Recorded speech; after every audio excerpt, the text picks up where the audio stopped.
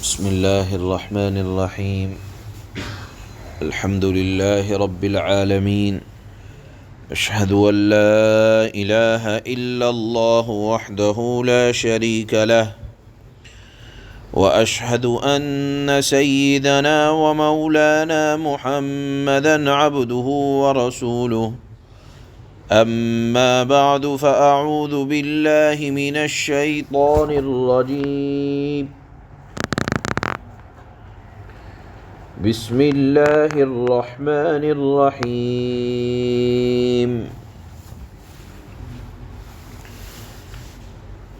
وَإِن كُنتُمْ فِي رَيْبٍ مِّمَّا نَزَّلْنَا عَلَىٰ عَبْدِنَا فَأْتُوا بِسُورَةٍ مِّن مِّثْلِهِ وَادْعُوا شُهَدَاءَكُم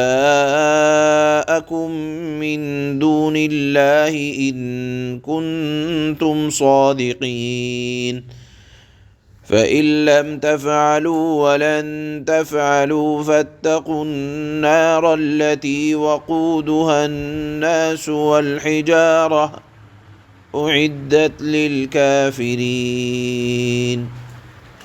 صدق اللہ مولانا العلی العظیم۔ گزشتہ آیات میں اللہ نے اسلام کے بنیادی عقیدہ توحید کو بیان فرمایا تھا۔ آج کی آیات میں اللہ نے اسلام کے دوسرے بنیادی عقیدہ رسالت کا بیان اللہ نے ان آیات میں ارشاد فرمایا ہے۔ یعنی اللہ کے نبی صلی اللہ علیہ وسلم رسول ہیں، خاتم النبیین ہیں، اور اللہ کے نبی صلی اللہ علیہ وسلم نبی ہیں۔ اس کی کیا دلیل ہے؟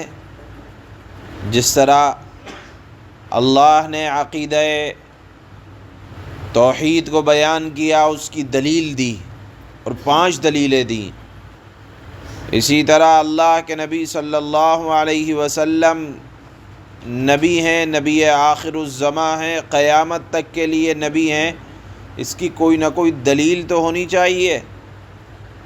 اللہ قربان جائیں ایسی دلیل عطا فرما رہے ہیں کہ جو قیامت تک کے لیے دلیل ہے، اور اس دلیل کو کوئی کاٹ نہیں سکتا، کوئی توڑ نہیں سکتا۔ وہ کیا ہے؟ وہ ہے قرآن۔ اللہ کے نبی ہیں، اس کی یہ دلیل ہے کہ اللہ نے اپنے حبیب صلی اللہ علیہ وسلم پر قرآن نازل فرمایا۔ آپ کو معجزات تو بہت عطا ہوئے، لیکن معجزوں میں سب سے بڑا علمی معجزہ قرآن پاک ہے، جو آپ کی نبوت کی سب سے بڑی دلیل ہے۔ حدیث میں آتا ہے کہ اللہ کے نبی نے فرمایا، ہر نبی کو ایسے معجزات دیے گئے جنہیں دیکھ کر لوگ ان پر ایمان لائے، اور میرا معجزہ جو مجھے عطا فرمایا گیا وہ وحی یعنی قرآن پاک ہے۔ اس لیے مجھے امید ہے، اللہ کے نبی فرماتے تھے کہ مجھے امید ہے کہ میرے تابعدار اور نبیوں کے بنسبت زیادہ ہوں گے۔ تو بہرحال یہ اللہ کے نبی کا معجزہ قیامت تک کے لیے معجزہ ہے۔ جس طرح استاد نے بیان فرمایا تھا ہمارے کہ ہر معجزہ ہر نبی کے ساتھ، اس کی زندگی کے ساتھ خاص ہوتا تھا۔ جیسے حضرت عیسیٰ علیہ السلام قم بِإِذْنِ اللہ کہہ کر مردوں کو زندہ کر دیا کرتے تھے۔ حضرت موسیٰ علیہ السلام کو جو اللہ نے معجزہ عطا فرمایا وہ تھا کہ ان کے زمانے میں جادوگروں کا بڑا دورہ تھا، تو اللہ نے ان کو یہ معجزہ عطا فرمایا کہ لاٹھی دی، جب چاہتے تھے سانپ بن جاتا تھا، جب چاہتے تھے اس سے اپنے کام لے لیا کرتے تھے، اور دیکھنے میں عصا تھا، لیکن یہ معجزہ ان کی زندگی کے ساتھ خاص۔ حضرت عیسیٰ علیہ السلام کا معجزہ ان کی زندگی کے ساتھ خاص، حضرت داؤد علیہ السلام کا معجزہ کہ لوہا ہاتھ میں آیا اور نرم ہو گیا، ان کی زندگی کے ساتھ خاص۔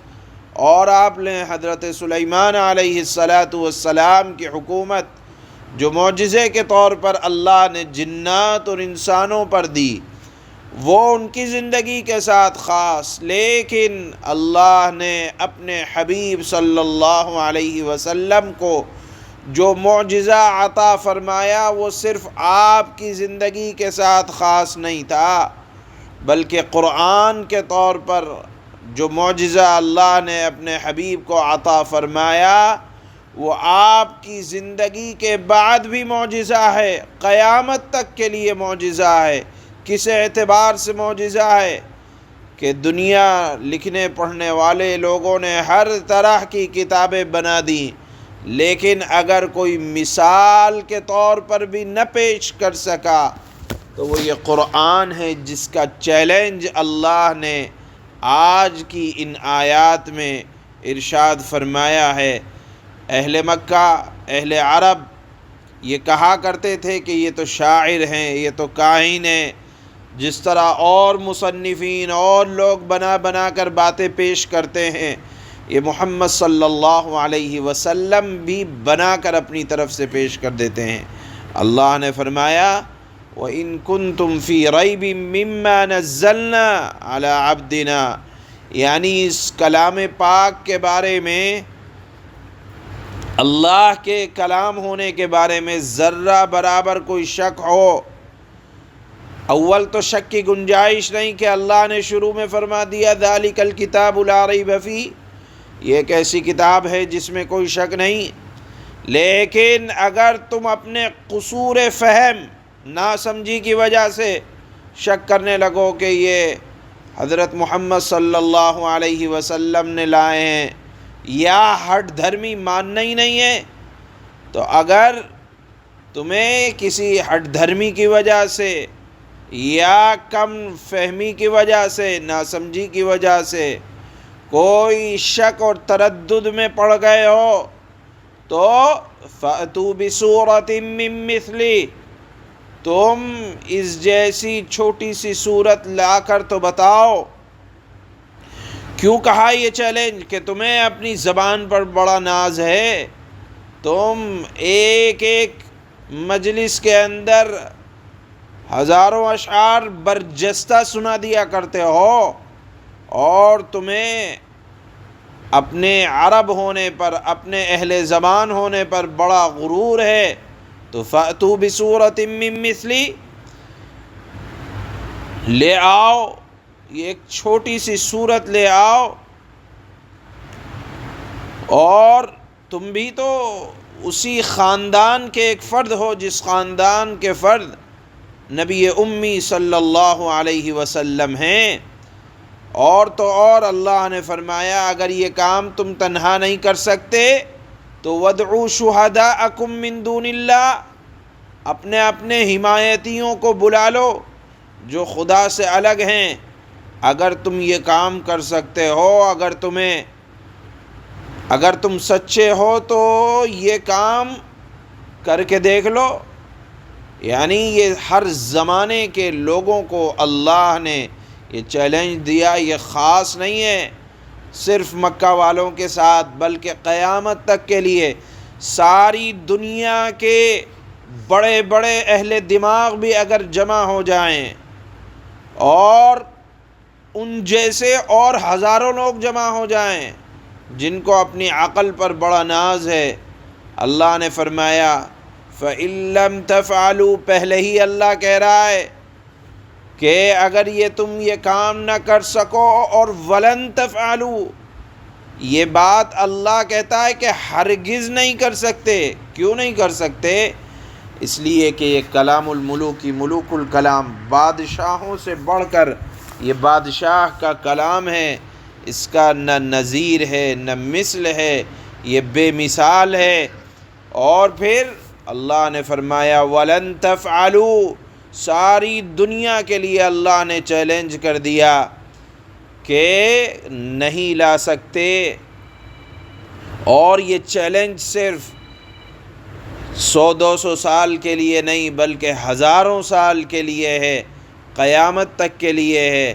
لہذا ہم خوش قسمت وہ لوگ ہیں کہ اپنے نبی صلی اللہ علیہ وسلم کے اس دنیا سے پردہ کیے جانے کے 1400 سال کے بعد بھی اللہ کے نبی کا معجزہ دیکھ رہے ہیں۔ آپ کا یہ معجزہ صرف آپ کی زندگی کے ساتھ خاص نہیں ہے، بلکہ ہم جیسے امتی جو قیامت تک آتے رہیں گے، ہم کھلی آنکھوں اللہ کے نبی صلی اللہ علیہ وسلم کے اس معجزے کا آنکھوں سے مشاہدہ کرتے رہیں گے۔ لوگوں نے نہ جانے کس طرح کے کلام پیش کیے، اور آج بھی خبطی لوگ طرح طرح سے قرآن پر اعتراضات، الزامات لگاتے رہتے ہیں، اور انتھک کوشش کرتے رہتے ہیں کہ اس میں کوئی نہ کوئی اپنی طرف سے داخل کر دیں، اس طرح کا کلام پیش کر دیں، لیکن زبانیں گونگی ہو جاتی ہیں، لیکن قرآن جیسا ایک لفظ بھی یا ایک عبارت بھی پیش کرنے سے قاصر ہیں۔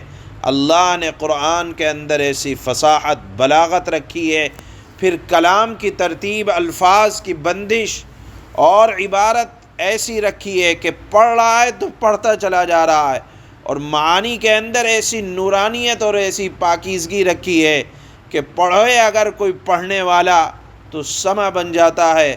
کہا جاتا ہے کہ چلتا اگر قرآن کو قرآن کے انداز میں پڑھا جائے تو مشکل ہے کہ کوئی چلتا ہوا آدمی اپنی چال پر چلے۔ قرآن اگر بہترین آواز میں، بہترین انداز میں پڑھا جاتا ہے تو چلتا ہوا آدمی رک جاتا ہے۔ یہ قرآن کے معانی کا اور قرآن کے الفاظ کا اثر ہے، اور جس کو جتنا علم اللہ دیتا ہے، جس کو اللہ نے جتنی سمجھ دی ہے، تو قرآن کریم زندگیاں ختم ہو جاتی ہیں قرآن کریم کے معانی کے اندر غور کرتے کرتے، لیکن اس کی انتہا کو نہیں پہنچ پاتا، کیونکہ جس کو عربی جتنی زیادہ آتی ہے، عربوں کو اپنی عربیت پر بہت ناز تھا، وہ لوگ جتنا اس میں غور کرتے جاتے تھے اس کی تہ میں پہنچتے جاتے تھے۔ لہذا اللہ نے فرمایا اس کھلے معجزے کے باوجود اگر کوئی قبول نہیں کرتا قرآن کو یا نبی امی کی رسالت کو کہ آپ نبی برحق ہیں، اس کھلے معجزے کے بعد بھی اگر کوئی قبول نہیں کرتا تو اب اللہ کی طرف سے اعلان سن لیں، فاتقوا النار التی۔ اب جب یہ خدا کا کلام ہے، نبی صلی اللہ علیہ وسلم آخری نبی ہیں، سچے نبی ہیں، اب بھی اگر کوئی ان کو نبی نہیں مانے گا تو تیار ہو جاؤ کس کام کے لیے؟ اس آگ کے لیے جس کا ایندھن انسان اور پتھر ہیں، اعدت للکافرین، اور اللہ نے یہ آگ کو انکار کرنے والے کافروں کے لیے اللہ نے اس آگ کو تیار کر رکھا ہے۔ ان آیات میں اللہ نے جناب رسول اللہ صلی اللہ علیہ وسلم کی رسالت کو بنیادی عقیدہ جو ہے اس کو بیان فرمایا، اور اس کی دلیل کے طور پر اللہ نے قرآن جو معجزہ ہے اس کو پیش فرمایا ہے۔ اللہ فرماتے ہیں وَإِن كُنتُمْ فِي رَيْبٍ مما نزلنا على عبدنا فأتوا بسورة من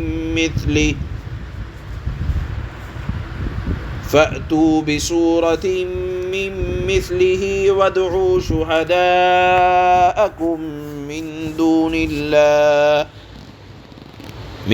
دون الله إن كنتم صادقين۔ اور اگر تم اس قرآن کے بارے میں ذرا بھی شک میں ہو جو ہم نے اپنے بندے حضرت محمد صلی اللہ علیہ وسلم پر اتارا ہے، تو اس جیسی کوئی ایک صورت ہی بنا لاؤ، اور اگر سچے ہو تو اللہ کے علاوہ اپنے تمام مددگاروں کو بلا لو۔